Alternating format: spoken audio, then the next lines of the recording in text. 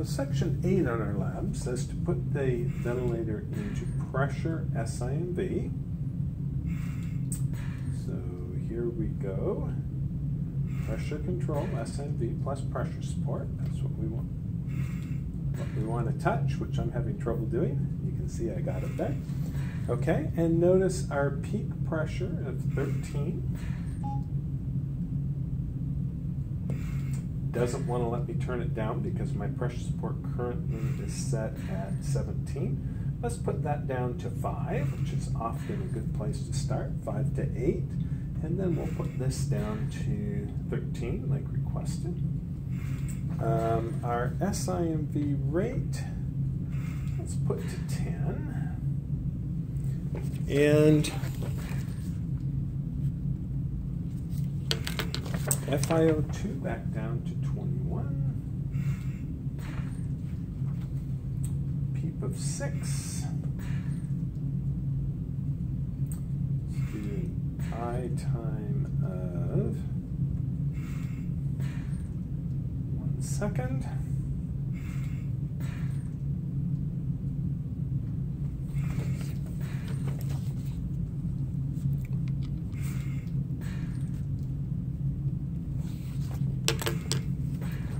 And we're going to start with our everything else set exactly as is. Okay? So let's hit accept.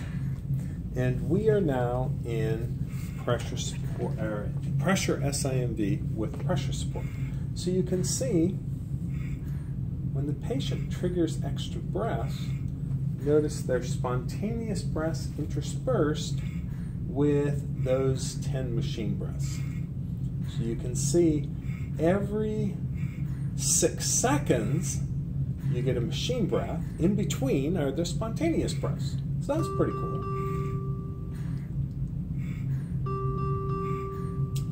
Now, notice the spontaneous breaths. Well, before we do that, let's turn our high respiratory rate up. Because I actually want to show you some, I'm having trouble doing that.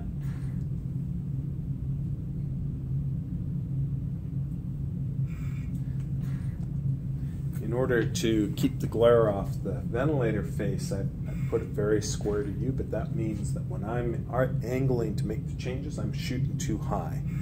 So it's hard to get it that low. Okay.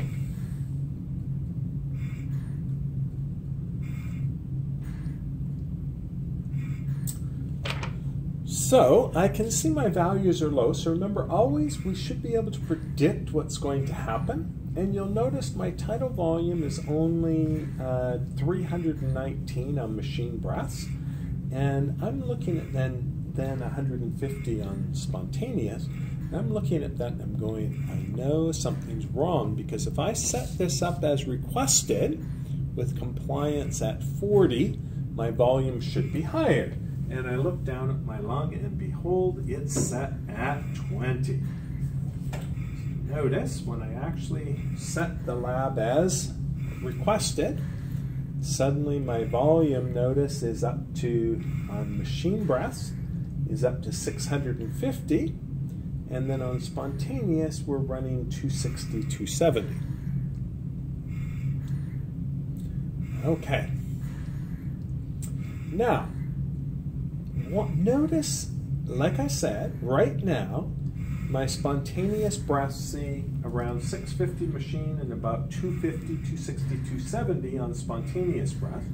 Well, what happens if we adjust our, not inspiratory rise, our inspiratory cycle off percent?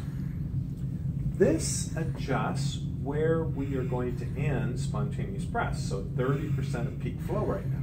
Well, what happens if we put this all the way down to 5%?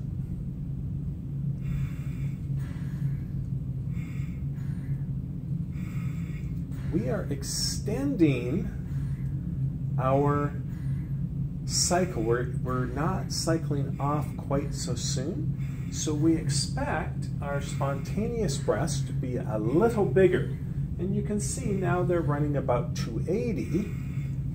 285, 270, 278. Notice we go back up to 30%. We're going to cycle a little sooner. You can see the cycle there's a little sooner.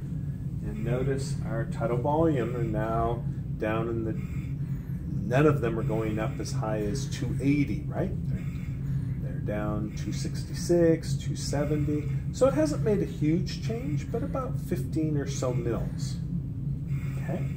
If we put this even higher, oops, we put that up to say 60%.